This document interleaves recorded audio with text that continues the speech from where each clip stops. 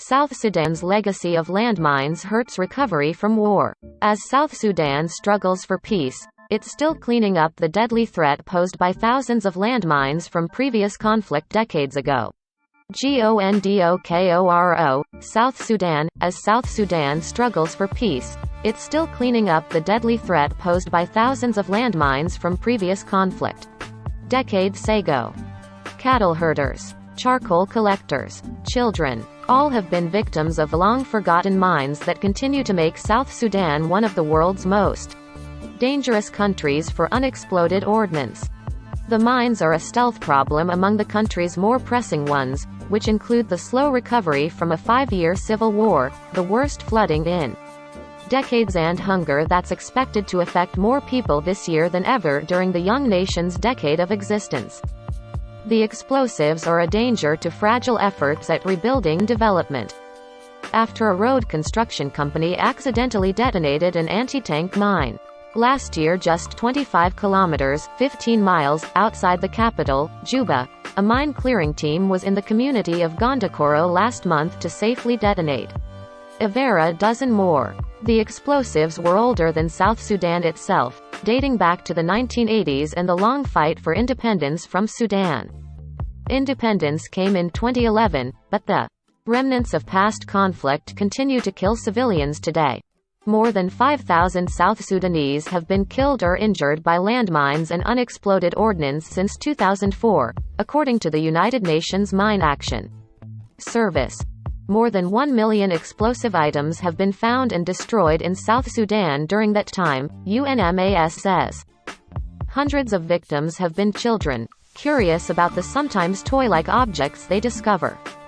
South Sudan is one of 21 countries around the world, including several in sub-Saharan Africa, with the largest amounts of mine contamination among signatories to the 1997 Mine Ban Treaty, the international watchdog group Landmine Monitor wrote in 2020. Even South Sudan's relatively low literacy rate poses a risk as written warnings can go unnoticed and leaflets are reportedly thrown away, the group wrote. Wary residents of Gondokoro have seen other mine accidents in recent years. The danger led them to reduce farming activities and access to a waterhole. Thoth had been used for cattle, a crucial part of the livelihoods of many South Sudanese. Resident Jacqueline Pony, 38, knows she's often taking a risk when she goes out to look for firewood or find food to feed her 3 children. "I put God first," she said, never knowing what she'll encounter. South Sudan's civil war that began in 2013 and ended 5 years later delayed efforts to clear the mines. That, and the slow implementation of the peace deal, have denied much of the country basic services, much less the specialized attention that mine clearing requires. "What we need now is peace and more deminers," said Gondokoro resident Simon Paul, 45, who abandoned farming in the area because he found it unsafe. Yerkach Barak Yerkach, chair of National Mine Action Authority, also blamed the civil war for the threat that mines continue to pose in the country. Because of the slow pace of efforts, South Sudan recently granted UNMAS a 5-year extension, until 2026, of the deadline to clear all anti-personnel minefields in the country.